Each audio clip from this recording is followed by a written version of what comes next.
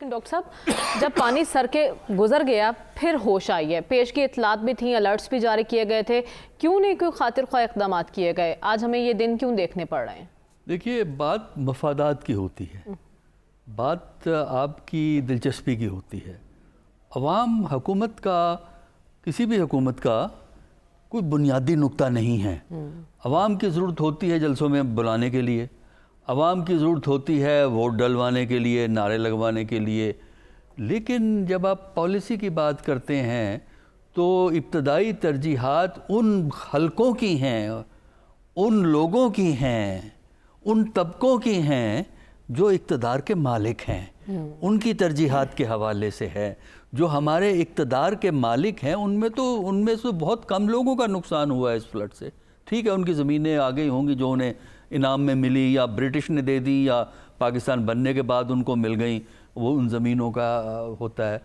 دیکھیے، جب بھی پاکستان میں فلڈ آیا ہے اس میں ہماری حکومت نے ہمیشہ دیر سے ایکشن لیا ہے۔ دیکھیے، یہ بڑی اخباروں میں کل خبریں آئیں گی، سکھر میں وزیر اعظم صاحب گئے، وزیر اعظم صاحب اس سے پہلے بھی ایک جگہ گئے تھے۔ میرا سوال یہ ہے، کوئی کام کروانے کے لیے وزیر اعظم کو جانے کی ضرورت کیوں پڑتی ہے؟ اس کا مطلب یہ ہے کہ آپ کی ایڈمنسٹریشن کام نہیں کرتی۔ That's the point۔ دیکھیے، آپ کے بنیادی ذمہ داری ہوتی ہے جو امیجیٹ ایڈمنسٹریشن ہوتی ہے ڈسٹرکٹ ایڈمنسٹریشن۔ اگر وہ کام کریں گے تو پھر وزیر اعظم کو جانے کی ضرورت نہیں ہے، وہ صرف وہاں سے انسٹرکشن، وزیر اعظم کیپٹل سے انسٹرکشن بھی اگر ایشو کرتا ہے وہ امپلیمنٹ ہو جائیں۔ لیکن آپ ایک لاجیکل اور سائنٹیفک انالیسس کیجئے۔ آپ یہ دیکھیے، جو پاکستان میں فلڈ آیا ہے اس میں جو والنٹری آرگنائزیشنز کے کام ہیں ان کو نکال دیجئے۔ پھر ہماری آرمڈ فورسز نے جو کام کیا ہے، تینوں سروسز کام کر رہی ہیں، آرمڈ فورسز کی سروسز کے کام کو، ان کے کنٹریبیوشن کو ایک طرف نکال دیجئے۔ اس کے بعد دیکھیں کہ حکومت کا اپنا کنٹریبیوشن کیا ہے۔ وجہ یہ ہے کہ ان کی سوچ جو ہوتی ہے وقت گزرنے کے بعد ہے، پانی آ گیا۔ دیکھیے، ایک چیز جو سمجھنے کی ضرورت ہے کہ جو پانی جو آتا ہے، جو واٹر چینلز ہوتی ہیں وہ 80% ایک ہی ہوتی ہیں، ایک جیسی ہوتی ہیں۔ اوور دا ایئرز، کیونکہ فلڈ ہمارے یہاں ہر 1 سال کے بعد یا 2 سال کے بعد آتا ہے، پانی اوپر سے آتا ہے، پہاڑوں سے آتا ہے، بارش کا پانی آتا ہے، ایک پیٹرن ہے۔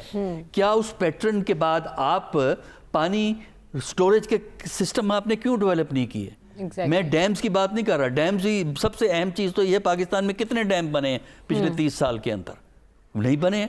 اچھا، پھر ایک اور چیز ہے کہ ڈیم نہیں، چھوٹے ڈیم ہوا کرتے ہیں۔ بالکل۔ اچھا، کے پی کی حکومت نے ایک کام ضرور کیا ہے کہ انہوں نے چھوٹے ڈیم بنا کے لوکل بجلی پروڈکشن کی ہے۔ اچھا، اب سوال یہ ہے کہ باقی علاقے میں آپ واٹر سٹوریج سسٹم کیوں ڈیولپ نہیں کرتے؟ اس کی وجہ کیا ہے کہ وہ بڑے لوگوں کی پرائورٹی نہیں ہے۔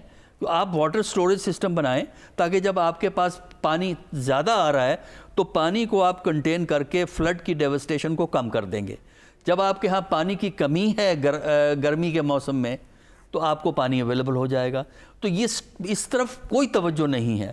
بڑے ڈیم کا تو آپ بھول ہی جائیں نا، آپ کچھ پہ کام ہو رہا ہے اس وقت، لیکن یہ ہے کہ آپ بڑے ڈیموں کو چھوڑیں، چھوٹے ڈیم بنتے ہیں، واٹر سٹوریج سسٹم بنتے ہیں، آپ مختلف جگہ لیکس کریٹ کرتے ہیں، ان میں آپ پانی کو سٹاپ کرتے ہیں اور بعد میں اس کو کنٹرول کرتے ہیں۔ ہماری بدقسمتی یہ ہے کہ جب پانی ہوتا ہے تو اتنا ہوتا ہے کہ تباہی مچتی ہے، اور جب پانی کی ضرورت ہوتی ہے تو پانی ملتا نہیں ہے ہمیں۔